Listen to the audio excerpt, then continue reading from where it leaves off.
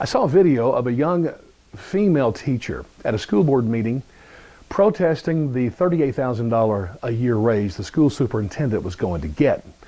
Her problem was that school teachers were struggling themselves. They were overworked and underpaid, and so she was objecting, and she literally was handcuffed and removed from the meeting. Incredible. Stirred up stuff within my soul because as a parent, I had 3 kids to go through grammar school, junior high, high school, and I battled the school bureaucracy endlessly as a very active parent. And so I just want to ask a very simple question. I'm serious. I want somebody to answer this for me because I don't know. I want someone to justify for me the school superintendent's job, especially knowing what they are paid. Do you realize the average school superintendent salary is $242,000 a year? Incredible. Now, I'm a philosophy worldview guy. Let me remind you about the public education system. This is another 100% socialist institution that we have. People hate it when I say that, but it is. I mean, look at it. You got central planning, comes from on high. That's why these bureaucrats are paid so much, because they're so important. That's the only way you can keep everything the same, everything be fair and equal, and every kid have the same opportunity.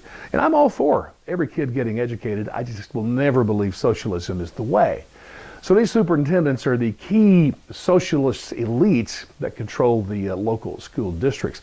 And it's funny because their biggest job is really dealing with the union representatives of the teachers and other staff who are also socialists. So when they get together spending much time there, it's all about, the socialist world view. Now here's where I value the school superintendent. Let me give you an illustration. When I was in grammar school years ago, and I went to a rural school, small, had wood floors.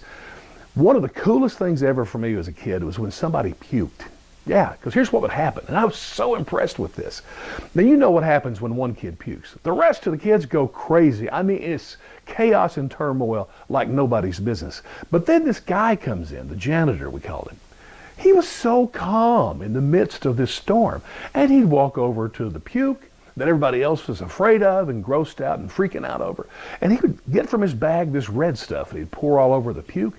And then he would get his broom and dustpan and just sweep it up. And it was gone. And he would walk out as calmly as he entered. I mean, he was a hero to me. That was so awesome. Today, after all of my life, all of my experience, I say this loudly.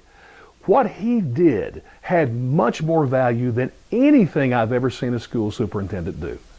So please, can someone tell me, justify for me their hundreds of thousands of year of salary, and add that to the fact that when they retire at 50, 55, we as taxpayers will pay them a salary of well over $100,000 a year with annual raises every day for the rest of their life. If they live to be 100, more power to them. We'll pay their way. We'll make sure their health care is paid for 100%. Please, it's time someone justifies to me the role of a school superintendent.